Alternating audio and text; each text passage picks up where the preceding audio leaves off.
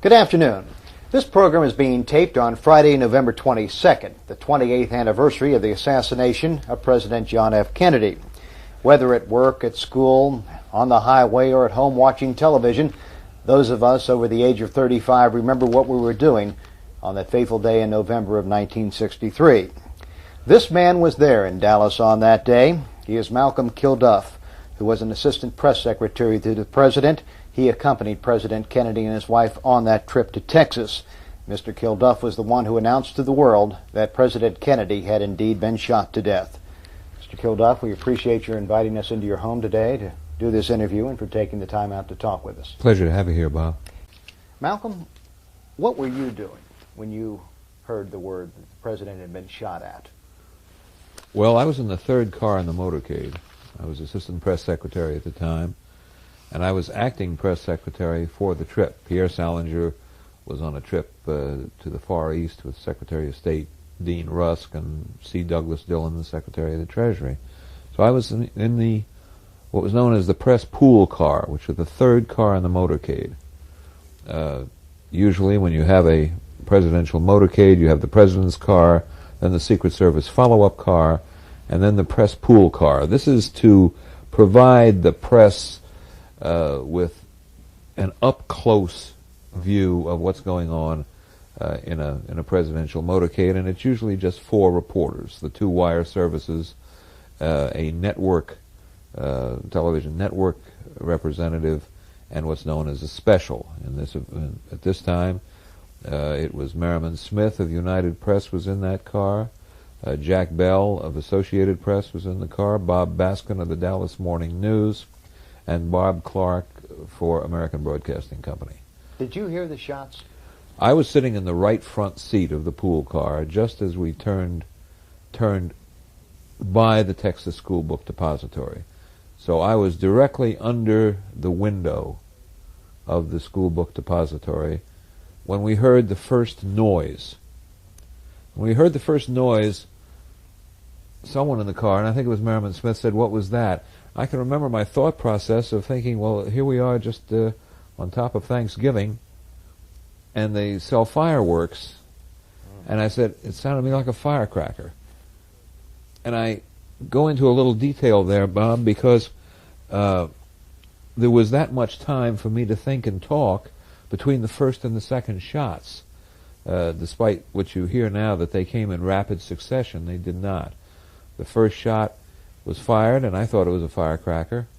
And then the second shot. By that time, I'd noticed that up ahead of me, one of the Secret Service agents, who later turned out to be Clint Hill, had jumped off the running board of the Secret Service follow-up car and had run towards and was climbing aboard the president's car and jumping onto the car, which the Zabruta film shows. It shows Mrs. Kennedy reaching out to pull Clint Hill, who it turned out to be was her Secret Service agent, into the president's car. And then the third shot. By that time, the motorcade had sped up. We were in the process of speeding up. We went by the School Book Depository under the overpass.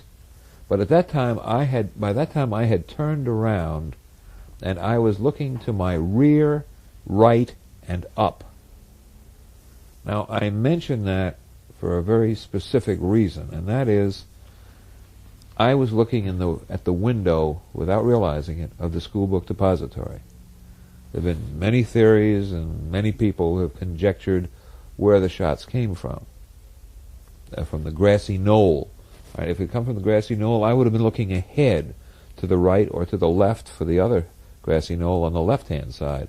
But I didn't. I turned around and I looked up. That was an immediate reaction on my part. And I have to say that if the shots weren't coming from there, why did I look up? How long did it take you to determine or find out that the president had been wounded or killed? When we arrived at Love Field in Dallas, the motorcade was headed for the location of his speech that day, which was to be the Trade Mart in Dallas. So we made this extra swing through downtown Dallas to catch the noonday lunch crowd for, just to have a motorcade through the town. After the shots were fired, the last thing that I thought of was that the president had been shot. The fact that the motorcade had sped up didn't surprise me. We were getting out of a trouble, whatever the trouble was, we were getting out of that area in a hurry. It never even occurred to me that perhaps the president was shot, or that anybody had been shot, until we drove by the Trade Mart. We passed it. And I said to the driver, I said, well, there's the Trade Mart, where could we be going? He said, well, it looks to me like we're going up to Parkland Hospital. Well, of course, as you know, that's exactly where we were headed. We pulled into the emergency entrance at Parkland Hospital. My car pulled in right directly behind the Secret Service follow-up car, which was directly behind the president's car. I jumped out and ran over to the president's car and, of course, found him in Mrs. Kennedy's lap in very dire straits. Did you know he was dead at the time? No. To me, that was still inconceivable. After all, this is the President of the United States. The President of the United States isn't going to be killed. He'd been wounded. But we had to wait for a minute because they had to get John Connally out of the jump seat, who, of course, had also been wounded. And Nellie Connally, they had to get them out of the car in order to get the president out of the car. So they got Connally out, and Nellie Connally and John went into the hospital. Then they removed the president, and they pushed the stretcher on into the emergency room with Mrs. Kennedy helping to push it, and of course she was just covered with blood on her skirt. Still, in my own mind, I didn't, well, it's a wound. It's a bad wound. It still didn't occur to me that I could have just witnessed the killing of the president. You, of course, were the one who officially announced to the world that John F. Kennedy was dead. Can you tell us about the way the information flowed? Well, what happened? Who told you that he was dead? After we got into the hospital, keeping in mind what I previously said, that it just never occurred to me that we could have just witnessed the killing of the president, my mind went back to the time when Dwight Eisenhower had a heart attack out in Denver. Mm-hmm. And they set up a press room.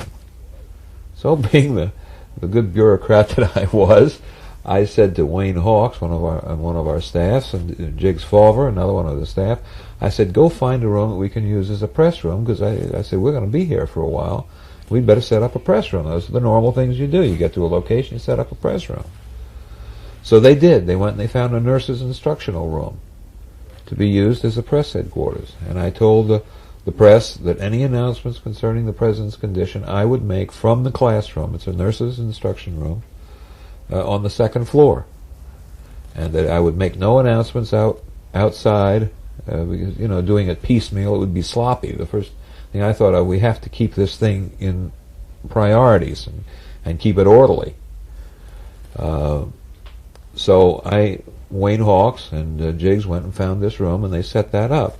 I went back into the emergency section where the rest of the president's staff was located. Kenneth O'Donnell, Dave Powers, those people who were with Mrs. Kennedy, Pamela Tenor, who was her press secretary. And it was shortly after, a few minutes after 1 o'clock, that Dr. Malcolm Perry told me that the president was dead. Well, I went up to Kenneth O'Donnell, and I said, Kenny, we're going to have to make an announcement that the president is dead. And he said, don't ask me. He said, ask Johnson. And of course he was right. And after we got to the hospital, the Secret Service had spirited Johnson and put him into a treatment room right next to the trauma room to put him under heavy guard. His chief Secret Service agent, Rufus Youngblood, made sure of that. He was the one that jumped in Johnson's car and pushed him down and put his body on top of Johnson's in the race to the hospital, because he was in that motorcade too, you'll remember. So when I went into the trauma room and I walked up to Lyndon Johnson, and of course I figured he knew the president was dead. Well, I didn't know what to call him. I wasn't about to call him Lyndon. You just didn't do that with Lyndon Johnson. I came up to him and I said, "Mr. President." And Lady Bird just kind of screamed, an audible. That was the first word, according to him, not according to me. The first word that he had that John Kennedy was dead was by my calling him Mr. President. What did Johnson say to you? And I said, "I'm going to have to make the announcement of President Kennedy's death." And he looked just ashen white. And it was interesting to note, in retrospect, what his reaction was, Bob. You'll recall that Adlai Stevenson had been to Texas a few weeks before that, and we had the far political right was very active, with General Walker, and Adlai Stevenson had been belted with rotten eggs in Dallas. So we all thought that this was some sort of a, far right-wing activity. Lyndon Johnson was very cool. He said, "Well, now, Mac," he said, "before you make that announcement, we don't know what kind of a communist conspiracy this might be." He was thinking a communist conspiracy. I mean, basically he's saying it was a conspiracy, he just wanted to know who was involved. That's right, but he said this could be a communist conspiracy, and I think the best thing for me to do is get back to Air Force One before you make that announcement. I said, "All right." He said, "And then we'll wait back there, and for whatever you're going to do, and then to go back to Washington." So, with that, we left the trauma room with Johnson, went out the emergency exit of the hospital, put him in his car, and he took off for Love Field, to go back to Love Field and back to Air Force One. In that confusion, there were many people who didn't even see Johnson. They were screaming at me, for, "What's going on? What's going on?" And it was at that time that I waited until we had radio confirmation that the president was back on, and as the signal came back on my radio that Volunteer had returned to Angel. Volunteer was the code name for Johnson. Mrs. Johnson said Volunteer and Victoria. Victoria was the code name for Mrs. Johnson, had returned to Angel, Angel being the code name for Air Force One.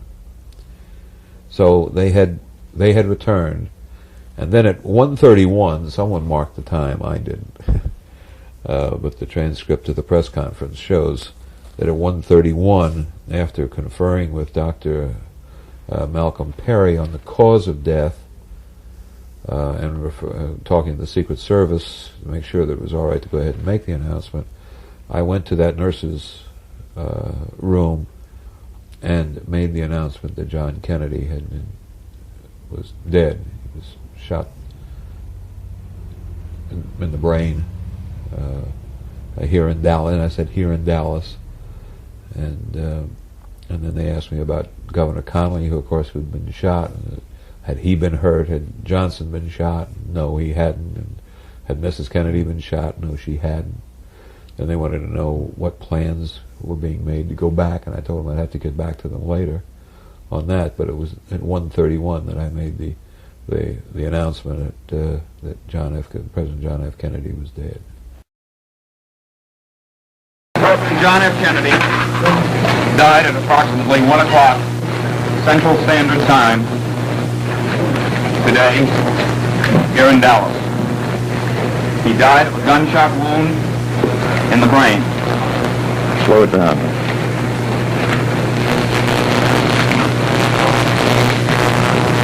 I have no other details regarding the assassination of the president. Anything about the shooter, sniper? No, we have no information on that. Was Mrs. Kennedy here? Mrs. Kennedy was not hit. Was Connolly hit? Governor Connolly was hit. Was Vice President Johnson hit? The Vice President was not hit. Has the Vice President taken a road? No. Can we see him? He has left. Where did he go? I'm sorry, for reasons of security, I cannot discuss the whereabouts or travel plans of the Vice President. What's Connolly's condition? I understand that Governor Connolly's condition is satisfactory. He was shot twice, once apparently in the side, and once in the wrist. I'm sorry, Bob, I don't know. You say How many times was the President shot? The President was shot once Where is Mrs. in the head. Mrs. Kennedy will be returning to Washington. What's the President shot? Kilduff. Dr. Burton told me it's a simple matter, Tom, of a bullet right through the head. In the past 28 years, there, of course, has been a lot of investigation, a lot written, a lot said. It's debated widely as to whether or not Oswald was the lone assassin or whether there was a conspiracy, be it communist or mafia or otherwise. What do you think? Who killed John Kennedy? Lee Harvey Oswald. Acting alone? Acting alone, and that's why I think it was a success. In all these 28 years, despite the Warren Commission, the Select House Committee on Assassinations, which investigated the Kennedy assassination, the Martin Luther King assassination, and Bobby's assassination, that Select Committee, they never came up with anything more than Lee Harvey Oswald. There's always been a lot of doubt expressed, but I think the doubt arises more in the minds of the people, Bob, because I feel that Americans as a whole don't like to think that their president is that vulnerable. But we live in a free society. The president's Harry Truman used to go for his walk every morning around Lafayette Park. One morning, I knew President Truman. One morning, he asked me to come in. Went into a little place called Nichols Restaurant. We had a cup of coffee together. But that's how free a president can be if he wants to be. And it just is the nature of things that we're that free a society, and it was bound to happen, I guess, at some point or another. Earlier you said the last thing you thought of was when you heard the noise was someone shooting at the president, right, trying to do him harm. Yet there was had been an indication there was an assassination plot uncovered in Miami a couple of weeks earlier. Certainly, given the politics of Dallas at the time, Kennedy was not liked in many quarters. No, he wasn't. Was pushing for a Civil Rights Act. He was considered to be too liberal on foreign policy in Texas. And there are those who said they had warned the president not to go there because of the political environment. That was true, but then you turn around and you take a look at it, and you find that Lee Harvey Oswald was really not associated with any of those movements on civil rights, and he wasn't associated with. Then why did Oswald kill Kennedy? In my opinion, he never meant to kill Kennedy. Lee Harvey Oswald had been in the Marine Corps, had been discharged under less than honorable circumstances because of his. He went AWOL to Russia, where he met Marina.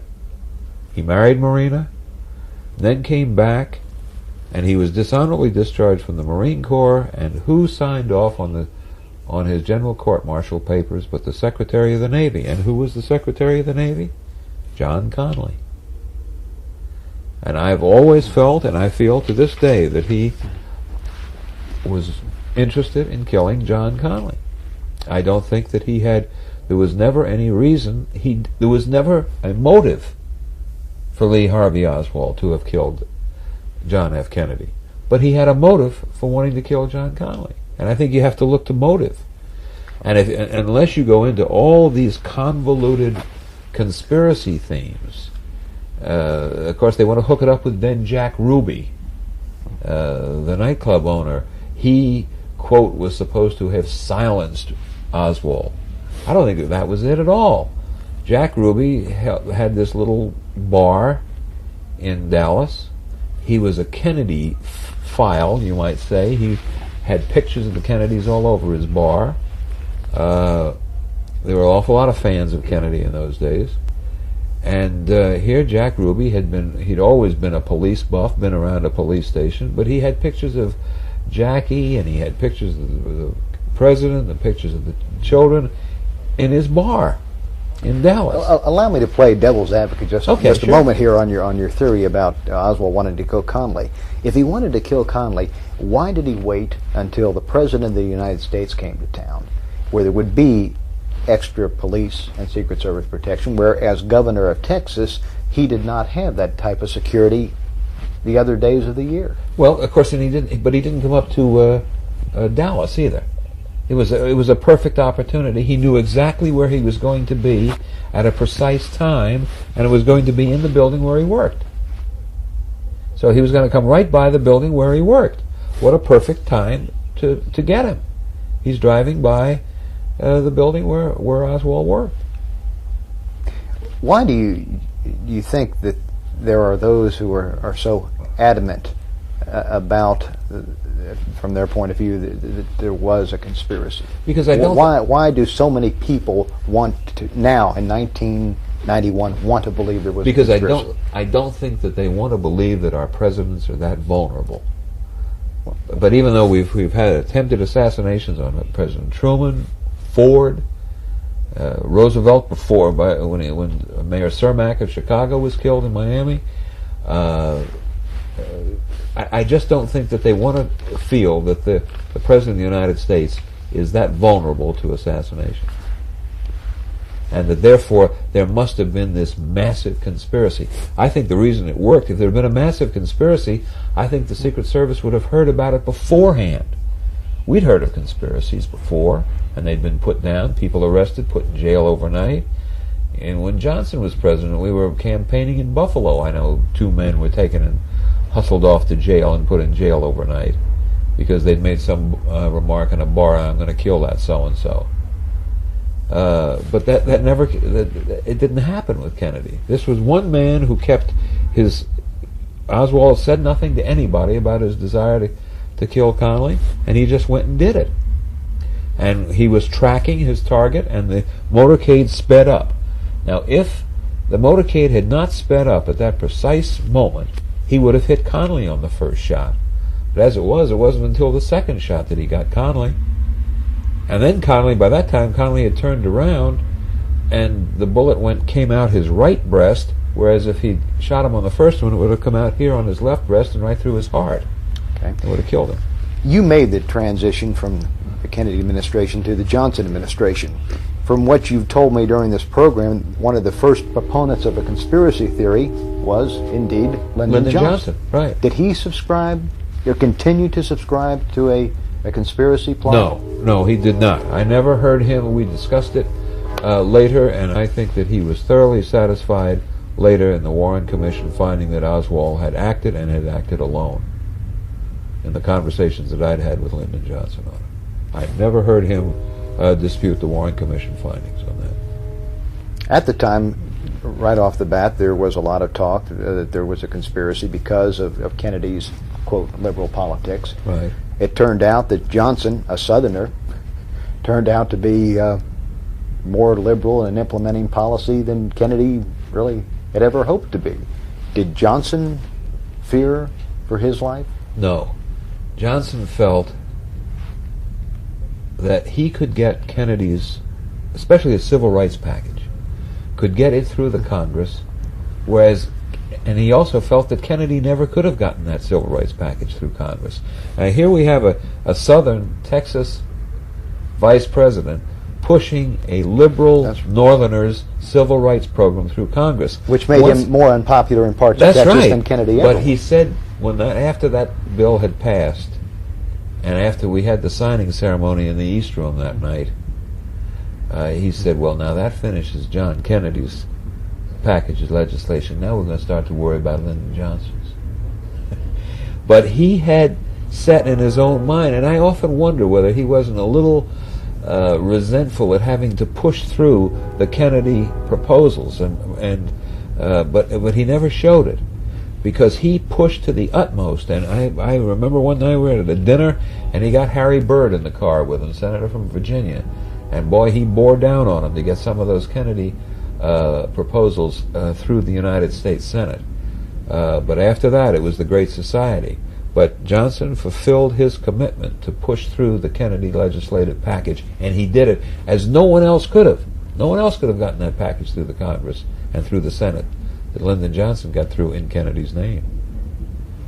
Nowadays, of course, as a result of the Kennedy assassination, security is much tighter, or has been much tighter around all subsequent presidents. In your opinion, did the Secret Service drop the ball? No.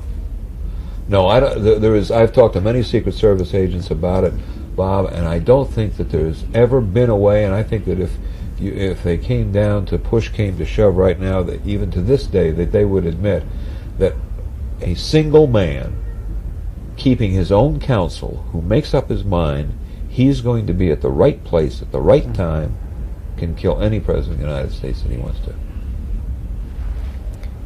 We have about a minute left. Looking back 28 years, what is the most vivid memory you have of November 22nd, 1963? I suppose it was Lyndon Johnson being sworn in on Air Force One by a federal court judge whose appointment he had opposed, Judge Sarah Hughes. He had opposed that appointment and argued with Kennedy about it, but yet here he was, the torch was being passed, as they have said later, and Lyndon Johnson became the President of the United States aboard Air Force One, and the system of our government, despite the horrendous events of that day, continued on. To me, is the most dramatic test of the system of this country that we've ever had. Thank you. My guest today, Malcolm Kilduff, who is the Assistant Press Secretary to President Kennedy. Malcolm was there the day President Kennedy was shot in Dallas. Appreciate you and your wife inviting us into your home today to conduct this interview. We've enjoyed it, Bob. That's it for today. I'm Bob Hensley. Have a pleasant afternoon.